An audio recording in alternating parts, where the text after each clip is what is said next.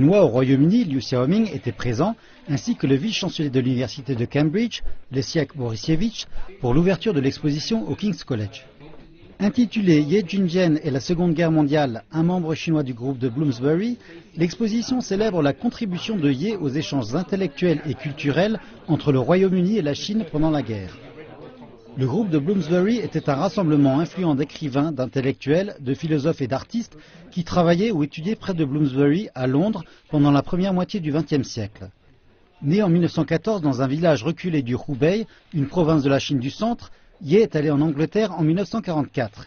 Il s'y est rendu pour donner de nombreux discours et émissions de radio à la BBC pour informer les Britanniques de la lutte contre le Japon que menait la Chine.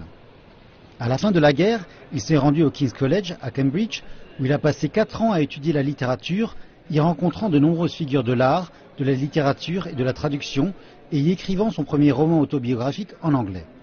Ye est retourné en Chine en 1949, et pendant les 30 années qui ont suivi, il a traduit de nombreuses œuvres de langue européenne en chinois, dont les contes de Hans Christian Andersen, avant de s'éteindre en 1999 à l'âge de 85 ans.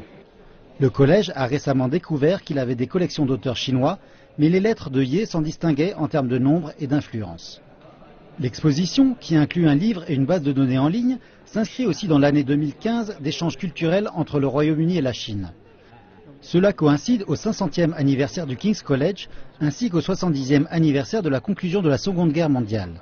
Elle se tient jusqu'au 30 août 2015.